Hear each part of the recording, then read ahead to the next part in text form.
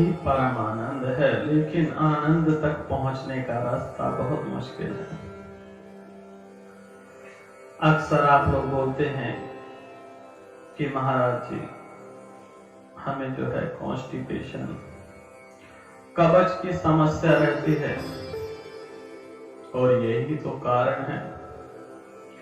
चाहे आप कोई कार्य कर रहे हो या ध्यान लगाना चाहते हो, लगा ही नहीं सकते, क्योंकि आपका ध्यान तो अपने पेट को साफ करने में और खाने में ही बीत जाता है।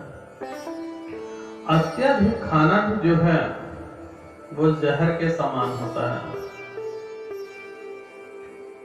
अब लोगों को आदत इतनी अच्छी पड़ गई है कि बाजार का खाना खाएंगे। एक सज्जन से मैंने एक दिन पूछा कि आप कहते हैं आपका ध्यान तो लगता नहीं है, तो सुबह प्रातः काल में आप क्या लेते हैं? सज्जन कहने लगे, महाराज जी एक चाय, रस और बिस्कुट। 1 घंटे पश्चात पराठे ले लेते हैं और अचार ले लेते हैं। दोपहर के टाइम कभी छोले भटूरे हो जाते हैं, कभी दाल मखनी, कभी शाही पनीर। अक्सर बाहर भी रहते हैं तो हल्का ही लेते हैं। रात्रि के समय कभी नॉनवेज भी हो जाता है। तो मैंने कहा सारी बीमारी की जड़ जो है वह आपकी पेट की समस्या ही तो है। अब आप देखेंगे कि व्हाइट मैदा, तली हुई चीजें, सड़ी हुई चीजें जो पहले ही सड़ चुकी हैं, वह आपको स्वास्थ्य कैसे प्रदान करेगी? और कब्ज का कारण ही ये मैदा, तली हुई चीजें हैं। यह सत्य है कि जब आप ध्यान लगाएं तो ध्यान की अवस्था में सर्वप्रथम आपकी इंद्रियां साफ होनी चाहिए। इंद्रियां जब साफ हो तो ध्यान आपका कई गुना आगे जाएगा। अन्यथा आपका ध्यान आपके पेट पे ही रहेगा कि कब आपको प्रेशर आ जाए। हमारा जो मल मूत्र है वह हमारे मूत्र से भी फास्ट गति में निकलता है, लेकिन अक्सर शहरों में ये प्रॉब्लम कॉन्स्टिपेशन से ही पूरे शरीर की अनेकों बीमारियां उत्पन्न हो जाती हैं। ना तो आपका ध्यान लगेगा ना किसी काम में। मान लीजिए आप किसी बिजनेस में बैठे हुए हैं, किसी मीटिंग में बैठे हुए हैं, और आपको लगता है 1 घंटे मीटिंग चलेगी और आप 15 मिनट में ही प्रेशर के लिए तैयार हैं, और आप 15 मिनट बाथरूम में जाके गंदगी सूंघने को तैयार है। आपका पेट ऐसा होना चाहिए कि सामने वाले को भी पता न चले कि कहां गए और चुटकियों में काम हो गया। इतना सरल पेट आपका कब्ज का रामबाण इलाज। बादाम वाली चाय पी लीजिए सवेरे सवेरे,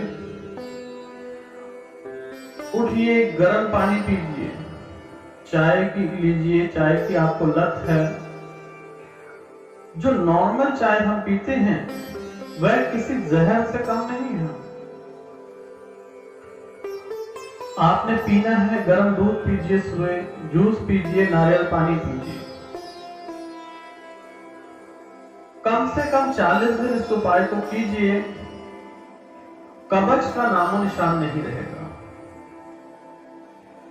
आपने पीना है सुबह के टाइम लस्सी पीजिए, नींबू पानी पीजिए, फ्रूट जूस लीजिए, हरे पेठे का रस लीजिए, जितना हो सके कम से कम 3 से 4 लीटर पानी पीजिए। कोई भी फ्रूट आपको पसंद है, नाश्ते में फ्रूट लीजिए। तत्पश्चात हरी सब्जियां, जानते हैं हरी सब्जियों में आपकी स्किन ग्लो करेगी। हरी सब्जियां लीजिए और फुल्के लीजिए, उस पर थोड़ा देसी घी। दोपहर के टाइम थोड़ा सैलेड, सब्जी, रोटी, दाल और दही, जितने आप फुल्के खाना चाहते हैं, जितना आपकी इच्छा है उतना खाइए। शाम के समय कम से कम 2 फ्रूट खाने हैं, जो आपको पसंद हो। रात्रि के समय दाल, चावल, सब्जी, रोटी, हरी सब्जी जरूर चाहिए। सोते टाइम 1 गिलास गर्म पानी गुनगुना पीजिए और धीरे धीरे आप क्या देखेंगे, आपके जीवन में ऐसा बदलाव आएगा, ऐसा बदलाव आएगा, आप सोच के भी हैरान रह जाएंगे। एक तो आपके पेट की समस्या हल हो जाएगी, दिन भर ऊर्जावान रहेगा, सारा दिन आपके साथ ऐसी ऊर्जा विराजमान रहेगी। अगर आप 60 के भी हैं तभी भी आपको यूं लगेगा कि अभी तो मैं जवान हूं। 30 साल की स्फूर्ति रहेगी कोई भी कार्य करने में। यहां तक कि जब आप योग साधना में बैठते हैं, योग साधना का अर्थ ही है ध्यान। और जब आप खाना हल्का खाना शुरू करेंगे, धीरे धीरे आपका ध्यान बहुत गहरा होता जाएगा। और जो साधक हैं वह रात्रि का भोजन ना करें। रात्रि का भोजन करने में साधक को परेशानी होती है। भोजन के लिए फल का इस्तेमाल करें।